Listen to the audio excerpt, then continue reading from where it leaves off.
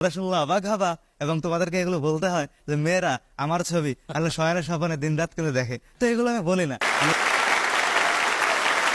বাজারের এই অস্থিরতা কারোই কাম্য নয়। আমরা সবাই চাই বন্ধ হোক এই অসাধু সিন্ডিকেট। দর্শক, এই পর্যায়ে নিচ্ছি ছোট্ট একটা বিরতি, আমাদের সঙ্গেই থাকুন।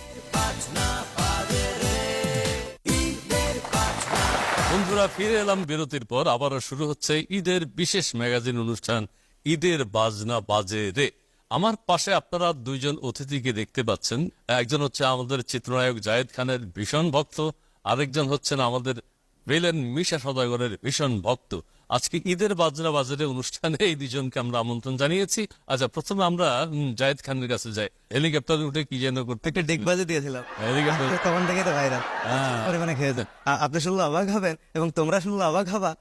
আমি কিন্তু কখনো ভাবিনি যে এই ডিগবাজিটা দেওয়ার পর এত পরিমাণে আমি জনপ্রিয় হব। শার্ট সঙ্গে দেখেন না, জায়েদ খান সবার উপর। এটা মিশা সওদাগরের কাছে। মিশা সওদাগরের কোন ডায়লগটা খুব বেশি ভালো লাগে? মুসলিমের নজর পায়ে আর মুসল্লির নজর কপালে রে, টাইগার টগরের নজর শত্রুর জানে। নাম আমার লালু, ব্যান্ডটা বড় চালু। নাম আমার লালু, ব্যান্ডটা বড় চালু। বিপদে বললে দুলাবের ডাকি খালু, নাম আমার লালু। মিশা সওদাগরকে তুমি পছন্দ করো, ভবিষ্যতে নিশ্চয়ই ভালো অভিনয় করার ইচ্ছা আছে। অবশ্যই। আচ্ছা, জায়েদ খানের কাছে আবার আসি।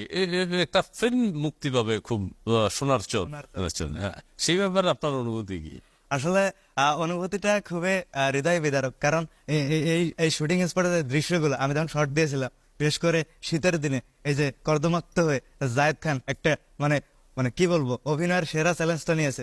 আসলে আমি বলবো যে এই সোনাচ্চর মুভিতে জায়েদ খানকে সবাই একটা নতুন লোকে এবং একজন অভিনেতা জায়েদ খানকে খুঁজে পাবে মানুষ, বিশেষ করে মেয়েরা আমাকে বেশি সাপোর্ট দেবে। তোমরা শুনলে অবাক হবা এবং তোমাদেরকে এগুলো বলতে হয় যে মেয়েরা আমার ছবি আসলে শয়নের স্বপ্নে দিন রাত করে দেখে, তো এগুলো আমি বলি না। আসলে তারাই নিজের ইচ্ছা থেকে জায়েদ খানকে পছন্দ থেকে করে। আচ্ছা, জায়েদ খান কি খুব পছন্দ? খুবই পছন্দ। একটা চ্যালেঞ্জ আমি ছড়ে দিচ্ছি, তোমারও সাক্ষী রেখে বলছি। জায়েদ খান যে ডিগবাজিটা চালু করেছে বাংলাদেশে, এইটা তুমি করতে পারো? এটা তোমার দ্বারা? এটা কোনো কথা বললেন ইসমাইল ভাই? আমি যে কোনো সময় যে কোনো মুহূর্তে ডিগবাজি দিয়ে যে কারো ঘরের দরজা ভেঙে ঢুকে যাবো। চ্যালেঞ্জ পারবে না, পারবে না।